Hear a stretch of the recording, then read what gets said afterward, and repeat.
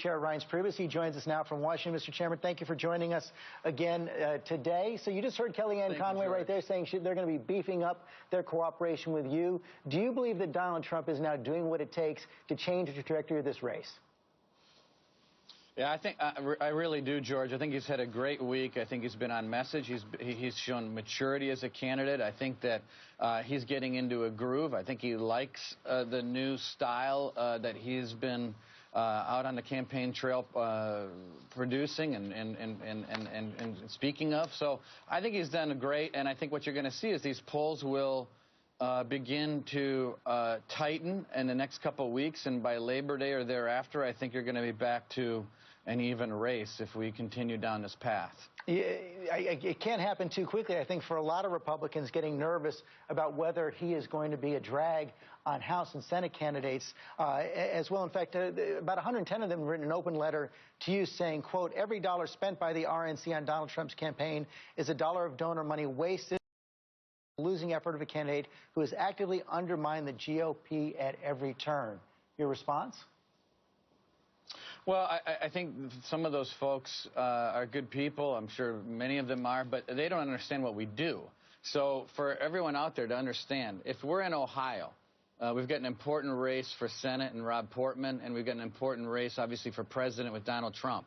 Someone has to identify voters that we want to vote early and that we want to get an absentee ballot in their hands. And then we have to have a program to make sure that that absentee ballot actually gets into the box. So whether you're doing that work for the Senate or the president or a House race, that's what the Republican National Committee does, in part.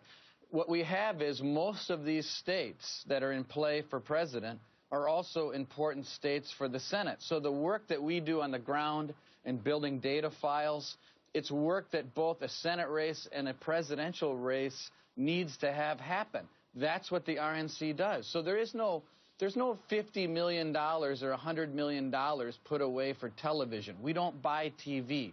So it's not like taking $10 million away from one candidate and giving it to another.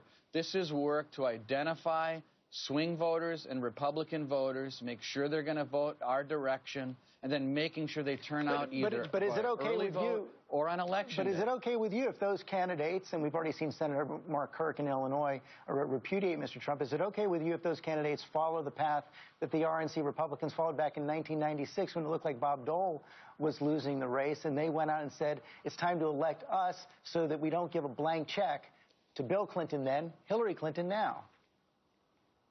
Well, I think those people need a lesson on federal election law. So first of all, in regard to Mark Kirk, that's not a presidential battleground state, so that's a different deal. But back to your question, in 1996, there was soft corporate money coming into the political party. So DNC, RNC, back in 1996, could take millions of dollars from corporations and buy television ads. Well, some of those same people that signed that letter were the same people that took away the right for national parties to be able to have that money for television ads. So there is no soft money pass-through the national parties that in October could mean the difference between $100 million to a Senate race or $100 million to a presidential. So this history lesson is great, but what you really have to look at is the election laws that allow national parties to pivot like that in October, and that doesn't exist.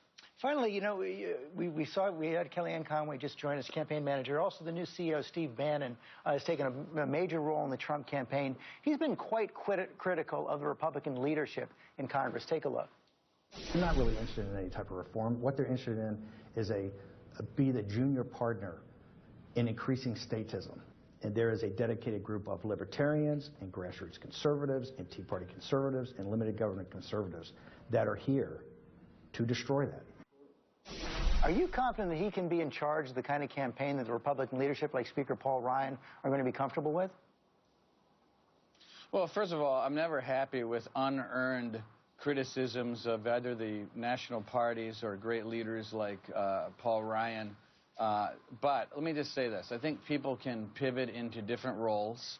And ultimately, the person in charge of Donald Trump's campaign is Donald Trump. And so let me just say, the last few days, I think everyone has seen that we have a continued pathway that Donald Trump has been pursuing, which I think is much better for this campaign. I think he's doing great. I think he's on a great pathway to recalibrating the campaign and getting this thing tight. And I obviously just saw Kellyanne Conway do, I think, a really fantastic job in pivoting and showing a direction to this campaign that we're going. And Donald Trump's been disciplined and mature, and I think he's going to get this thing back on track and also tight and ahead as we move through September. Mr. Chairman, thanks for joining us this morning.